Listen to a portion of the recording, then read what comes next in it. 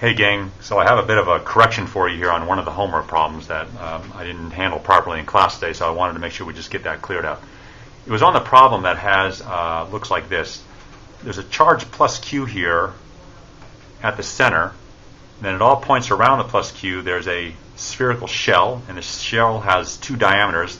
The inner diameter is A and the outer diameter is B, so there's a bit of a thickness here. And furthermore, the problem tells you that there's a charge 2Q that's been sprinkled on this outer conductor. So as we did in class here, because it's a conductor, of course the 2Q is going to spread itself to the very outer edges of this outer conductor, and that's sort of where it's going to exist. That's where the 2Q is going to live in there. Okay. And so we did a lot of the problem right, but there's just only one part wrong. In fact, I think as we work through the problem, of course, is the Gauss's law problem asking you to find the electric field here in the inner region, here within this conductor, and then out in this outer region right here. So if you go back and look at your notes, we did this problem right here. We did the inner one right, that was fine. And we also did the outer one right. There was no problems with that one either. It's the one that was inside the conductor that I didn't do right. Okay, so let's just get that one all figured out here. Okay, and we'll talk about it all, bring it all together.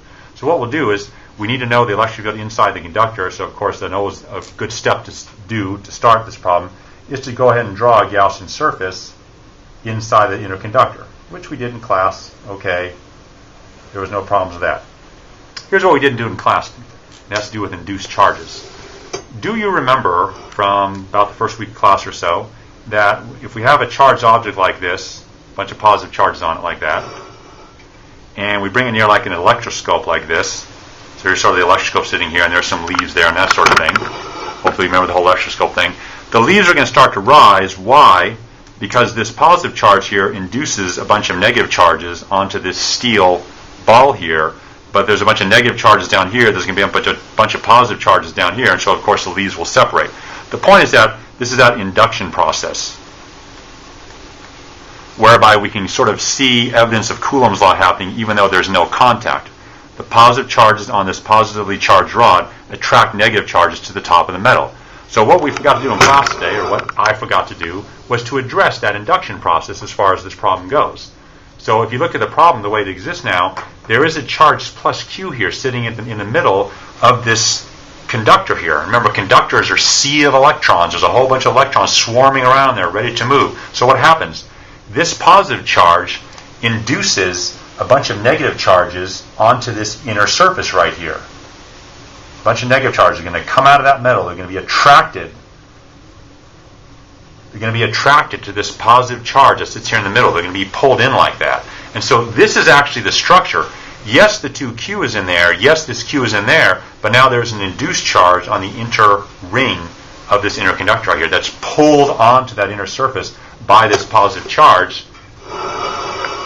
just like this positively charged rod can induce sort of charge action in this electroscope. Now, a couple more things happen here. Remember that the net charge on this outer conductor never changed. It's still 2Q. Okay, no one added or subtracted charge. It's just that this charge has redistributed the charge a little bit.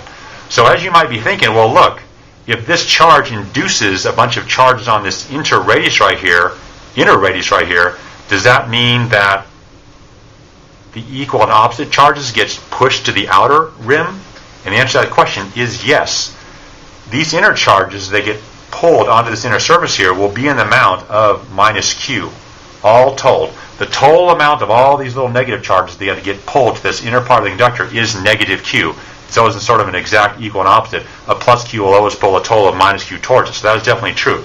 But if you pull a bunch of negative Qs to this side of the conductor, guess what? You're going to push an additional Q to this outer surface right here. So I'll sort of put, loosely speaking, in here that there is sort of another Q got pushed to the outer surface of this conductor here.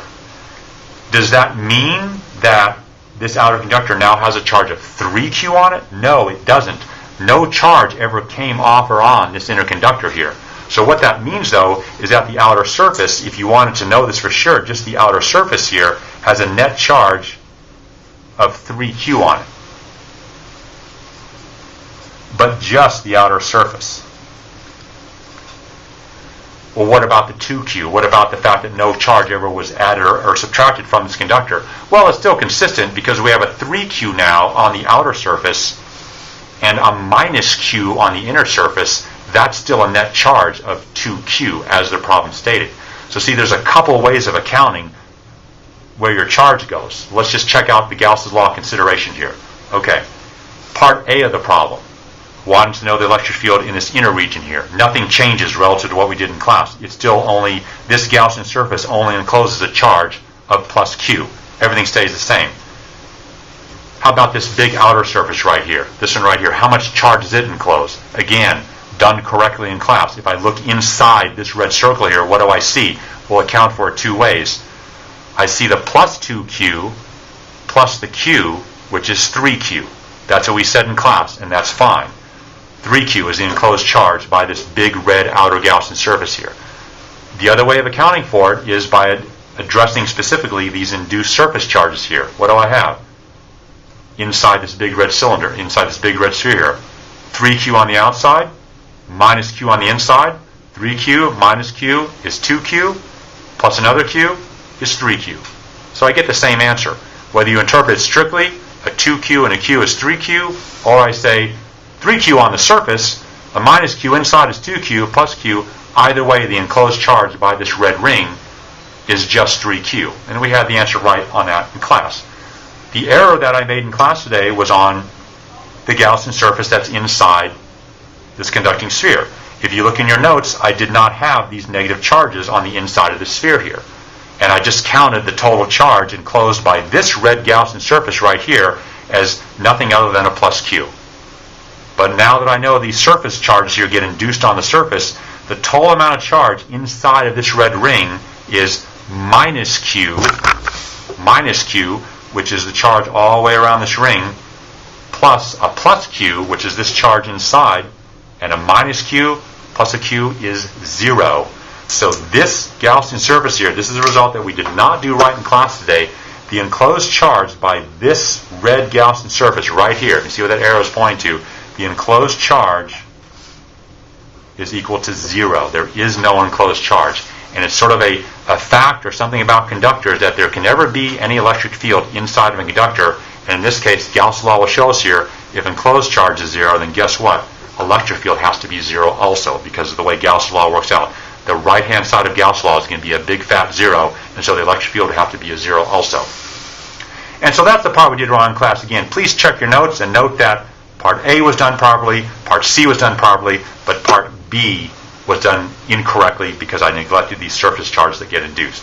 And if you just want something fun to do on an otherwise boring weekend, if you want to prove to yourself that electric fields inside of conductors are 0, take your mobile phone and wrap it in aluminum foil paper. And if you do that, no one will be able to call you because the electromagnetic waves which drive your cell phone cannot get into your phone. The signals cannot get processed because electric fields inside of conductors are 0. As your cell phone tries to operate, a bunch of charges are flowing around in there, and it'll induce and pull charges off the inner surface of the aluminum foil that you have your phone wrapped in such a way that the electric field inside that aluminum foil where your cell phone is will be 0. Your phone won't ring. Okay, have a nice weekend, and please be sure you get this wrapped up and solidified in your mind. I apologize for making the error, but coming back like this is actually a very instructive problem, and hope you can contrast the wrong approach I did in class with the correct approach and get everything sort of synced up and tied away in your mind. See you on Monday.